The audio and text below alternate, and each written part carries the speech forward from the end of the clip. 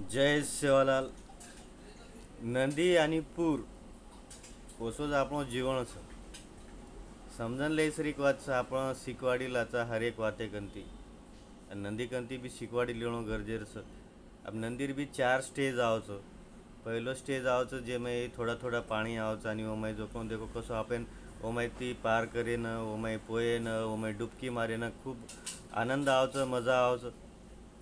आणि दुसरं और रूप छ की वन आवचं पूर पूर आहे की पूर्ण उद्ध्वस्त करण्यागतवर पाणी आपे पियर लायकी रेनी बरोबरचं सब नाश धूस करण्यागत और नंतर पच तिसरो स्टेज की और पाणी शांत वे जावचं पचू पाणी छण जावचं आणि पियर कामी आवचं। और चौथो रूप छ की हळूहळू पचू जो पण आठ जावचं। जीवन बी वसोचं जीवनेर 4 अवस्था आवचं। एक नानक्यापणे राहावचं, एक वन कच कुमार अवस्था, પછી એક ગૃહસ્થ अवस्था आवचं कच પછી जो कोण एक अवस्था आवचं समजदारी आणि एक आवचं संन्यास अवस्था, अशी 4 अवस्था आवचं कसं वन आश्रम कच 4 आश्रम बरोबर। वृद्धाश्रम, कुमार आश्रम, कुणसो संन्यास आश्रम, एक बालाश्रम।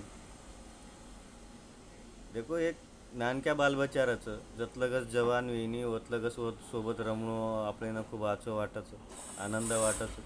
पचू जवान वे जावचं जवानी स्थिती म्हणजे पूर स्थितीचं वमायू जर संभळगो तो ठीक न तर तो जीवन उद्ध्वस्त करणार कसं। देखो प्रकृतीर नियम छू नदी तो वर पाणी जास्त येतो पूर आहे जाळो पण आपल्या मनक्यार असे नियम छ की भा आपण वन सांभाळ सकाचं बरोबर।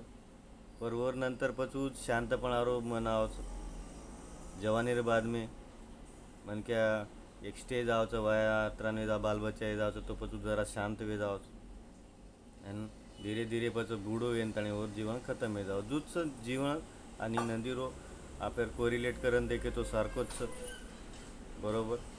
नदी संभाळ स्वतः संभाळ सके नाही पण आपण स्वतः जीवन संभाळ सकाचं आपण रिसेप कंट्रोल कर सकाचं विचारे कंट्रोल कर सकाचं। जे नदीर पूर आवतो पुरे में कसो उद्ध्वस्त करणार कसो सुद्धा आपल्या जीवनेमय असे अलग अलग विचार आवतं मपण आवतं घमंड आवतं व ते आपण जीवन आपले रिलेशन जे वो आपण बर्बाद करणार का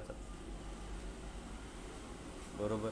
तो ताळो शिळोर काढो केरा अर्थ असोच जीवनचं जीवनेमय सुख दुःख आणि कमी जास्त काही ना काही चालूच राहतं। तो जरा ओसी परिस्थितीमध्ये स्वतः सांभाळेर जरा विचार करते जाव आणि काही सांभाळ वसर आपणचं सेवा बाया वाट दकाळ मिळलो तर जरा सेवा बाहेर वाटेप चालते जा बाकी तुम समजदार छो। जय सेवालाल सेन साहेब।